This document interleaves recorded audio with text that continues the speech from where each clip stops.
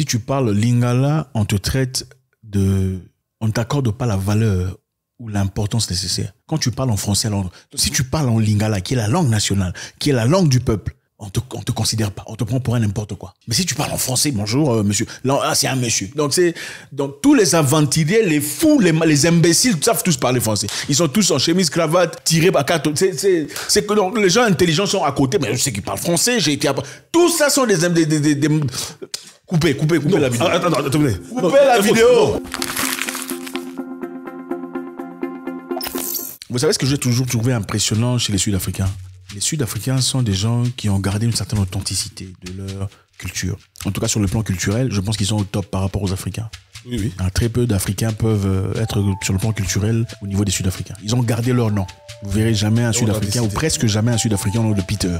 S'il s'appelle Peter ou Paul, c'est-à-dire que le patron de sa mère ou de son père était tellement bien avec eux qu'on lui a donné en son honneur le nom de Peter. Et même s'il a le nom de Peter, il y a toujours un nom au-dessus, un nom africain, un Kumalo, un Sbongile, un Zandile, Ayanda. Ils ont toujours leur nom et ça fait leur identité. Les Sud-Africains sont ceux qui, aujourd'hui, les Zoulous par exemple, ne prient pas des dieux étrangers, ils prient leurs ancêtres. On ne juge pas ces personnes.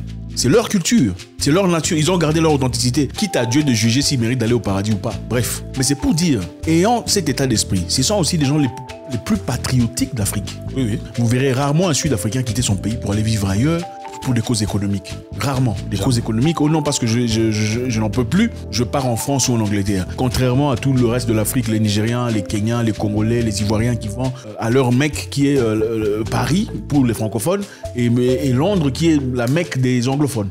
Le Sud-Africain reste chez lui. Et ceux que vous voyez ailleurs, généralement, sont des gens qui sont partis légalement. Ils ne sont pas partis là-bas, dire « Oh non, je suis en guerre, nous sommes en trouble, en difficulté, voilà pourquoi j'ai fui. » Très rare, ça n'existe presque pas. La majorité de ces gens, en tout cas, s'il y a un minimum de personnes qui osent, parce qu'on ne peut jamais dire jamais, un minimum de peuples, de personnes qui partent ailleurs pour aller chercher à vivre là-bas pour cause politique ou de faim, ce sont les Sud-Africains. Beaucoup parmi eux préfèrent rester chez eux. Ils ne veulent même pas aller chez vous au Congo ou au Burundi, ils veulent rester chez eux parce qu'ils ont cette fierté, cette authenticité. Contrairement à beaucoup d'Africains qui aujourd'hui, vous verrez, Jean-Pierre, Jean-Luscar, hein, tu donnes naissance à ton enfant, tu veux l'appeler Curtis. Pourquoi tu veux l'appeler Curtis? Parce que tu as l'impression qu'en lui appelant Mukembe ou Musungu, ça fait naze. Ça sonne mal. Ça sonne mal. L'orthophonie. Voilà, vous n'aimez pas le Musungu, vous préférez l'appeler Curtis Jean Rock.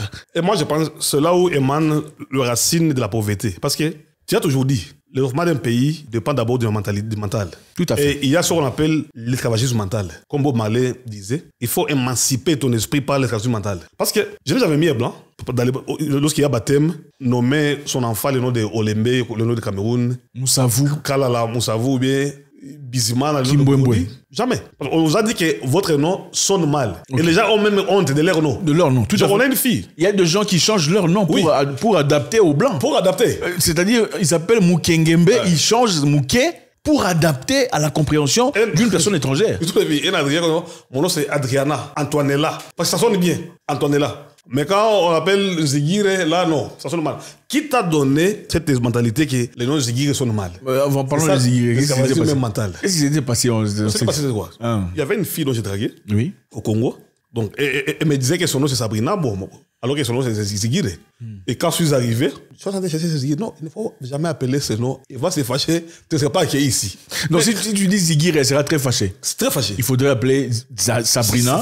Alors là, elle est d'accord. Ça sonne bien. L'orthophonie. Tout à fait. Vous savez, c'est vrai, moi, par exemple, je ne suis pas tout à fait fier. Enfin, je suis fier, mais pas tout à fait fier qu'aujourd'hui, vous me connaissez au nom de Zach. J'aurais bien voulu qu'on m'appelle Monsieur Mwekassa. Mwekassa me va très bien. Mais malheureusement, parce que j'ai fait un brand, il y a un brand au nom de derrière Zach pour lequel je travaille pendant beaucoup d'années. C'est la raison pour laquelle, si aujourd'hui on dit Mwekassa, tout le monde ne comprend pas tout.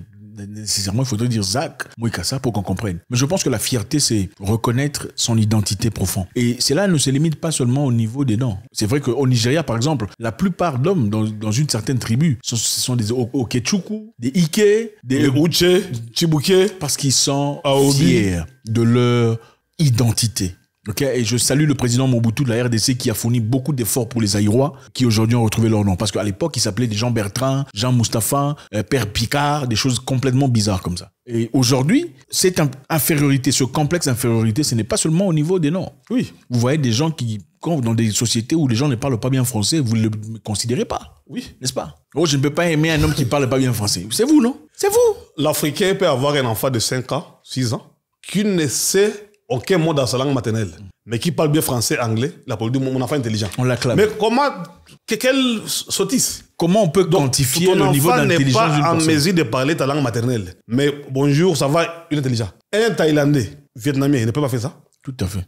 C'est vrai que l'Afrique ne peut pas faire ça. Mais même les Chinois. Les Chinois, dans n'importe quel pays, dont les enfants doivent parler d'abord les langues maternelles. Il faut dire le reste, je pense que l'Europe a fait un travail extraordinaire d'assujettissement auprès des Africains. Voilà. La façon par laquelle on a été piétiné a été très bien faite pour celui qui le faisait. C'est-à-dire, on nous a fait perdre pas seulement notre dignité, et aussi notre moralité. Nos valeurs.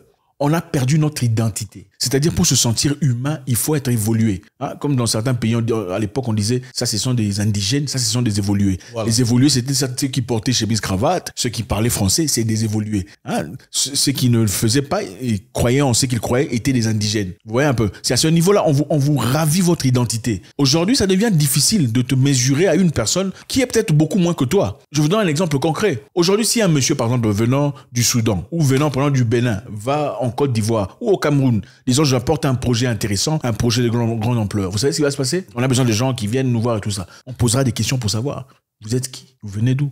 Qu'est-ce que vous avez comme qualification?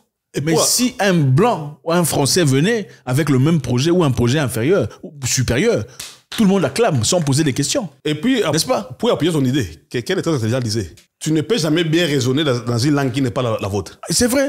Voilà pourquoi je ne fais jamais confiance à ces gens qui prient en français. Oui. Les Africains qui prient en français, je ne vous crois pas. Je suis désolé. Voilà pourquoi tu verras. Comment tu veux prier en français? Quand toi tu tombes, boum, tu te fais mal, tu pleures en français. Ma jambe fait mal. Non, tu pleures dans ta langue maternelle. C'est ça. Voilà pourquoi en Afrique, on n'a pas même les hymnes. Bon, comment toi tu vas prier dire en français, Seigneur, l'Excalibur, la Ramancure? Non, attendez. Il ne faut pas arrêter de nous mentir. Voilà pourquoi en Afrique, nous ne sommes pas même en mesure de fabriquer une voiture. Parce que... c'est ça. On vous enseigne la mathématique en français. Mais si on vous disait les cosinus GOF, à Bambara, en Swahili, en Sarakole, ça passe bien. Mais on n'entend pas la mathématique dans une langue qui n'est pas la vôtre. Voilà pourquoi c'est compliqué. Voilà pourquoi on n'a pas de physicien qui peut fabriquer le fusée même en Afrique du Sud, encore une fois, permettez-moi de le dire, voilà pourquoi ils ont forcé leur langue dans le curriculum. Dans leur CV. Il est important. Aujourd'hui, on peut étudier en Afrique du Sud en anglais, on peut étudier en Soutou, en Zoulou, en afrikaans. Oui. Donc, dépendamment de ton background, d'où tu viens, tu choisis ce que tu veux, on t'enseigne dans cette langue. Dans cette langue-là. Et tu deviens génie. C'est ça. Donc, aujourd'hui, il y a des gens en Afrique qui jugent les gens par rapport à leur rhétorique, leur façon, leur lexique. Donc, si tu ne parles pas bien français, on ne t'écoute pas. Ah, lui, là, il n'a rien à m'apprendre. Mais tu ne sais pas, peut-être que le monsieur était très dangereux en Swahili ou en mélinqué. Voilà pourquoi on a des dirigeants qui parlent bien français, mais qui sont des imbéciles. Mais ils n'ont pas l'intelligence sociale. Aucune intelligence sociale. Oui. Aucune intelligence, émotionnelle. Aucune capacité de gérer tout un peuple. Ne comprenons pas que la langue, l'expression... Moi, j'aime bien un monsieur là, qui est devenu politicien, qui vivait en Belgique pendant longtemps, venu avec son accent qu'il a acquis quelque part, je sais pas, à Paris ou tout ça. Mais... il a tiré quelques mots ici et là de dictionnaire qui est écrit sur Twitter, mais c'est incroyable. On le traite de super intelligent, mais ce n'est pas croyable. Si vous prenez cette personne, vous convertissez son intelligence sur d'autres domaines, il est absolument nulle part. Mais comme l'Africain accorde beaucoup trop d'intérêt, surtout les francophones, beaucoup trop de respect à la culture étrangère, à l'occurrence francophone, par rapport, rien contre la France. Hein, les amis, c'est choquant. Il faut valoriser sa culture. Tu ne vas pas te mettre devant les gens en disant « Non, je suis intelligent, mais ta langue maternelle, tu ne sais pas parler. » Expert en correction. Corriger les orthographes des gens sur Internet. C'est pas T, c'est S. Mais ta langue maternelle, tu ne connais pas ça. Dans ta langue maternelle, vous appelez quoi? Écrivez ça dans votre langue maternelle. Non, écrivez seulement ça dans votre langue maternelle. C'est quoi? C'est ça le problème. Et c'est ça. Vous regardez des pays tels que la Tanzanie où on parle Swahili. Comparé au Kenya, par exemple. D'accord? En Tanzanie, on parle un Swahili pur. Il n'y a pas de mots anglais infectés. Aujourd'hui, par exemple, ceux qui parlent en langue maternelle, c'est généralement additionné à la langue française. Donc, on ne parle pas votre langue maternelle seulement. Il faut mettre des mots en français. Et c'est ça. Oui, et puis pour corroborer vos idées, en Afrique du Sud, c'est ces pays où j'ai vu dans le Parlement, les gens parler la langue maternelle. D'autres pays, si tu parles Lingala ou bien Bambara, on te dit que tu n'es pas intellectuel. C'est honteux. Donc, pour que tu sois élu député, il faut que tu puisses aller au bas de l'école. Mais la fille décide, quelqu'un qui n'a jamais été au bas de l'école, mais il est député, il défend son peuple dans sa langue maternelle. Il parle en Zoulou, à Venda, et ça passe, il a des entreprises. Parlons de Lingala. En République démocratique du Congo, à Kinshasa, si tu parles Lingala, on te traite de... On ne t'accorde pas la valeur ou l'importance nécessaire. Quand tu parles en français, alors, si tu parles en Lingala, qui est la langue nationale, qui est la langue du peuple, on te considère pas, on te prend pour un n'importe quoi. Mais si tu parles en français, bonjour monsieur, là c'est un monsieur. Donc tous les aventuriers, les fous, les imbéciles savent tous parler français. Ils sont tous en chemise, cravate, tirés par quatre. C'est que donc, les gens intelligents sont à côté, mais je sais qu'ils parlent français, j'ai été à... Tout ça sont des Coupez la vidéo. Attends, attendez. Coupez la vidéo. J'ai vu, non. Coupez. Non. Reviens, on termine. Donc, ce qui me fait mal, c'est quoi? Il y a le coach du Sénégal, Alou Cissé. Quand il présentait la liste des joueurs sénégalais, les Léo Dateranga, qui devaient présenter le continent africain au Qatar, il avait eu un lapsus lingua. Mais c'était intoléré.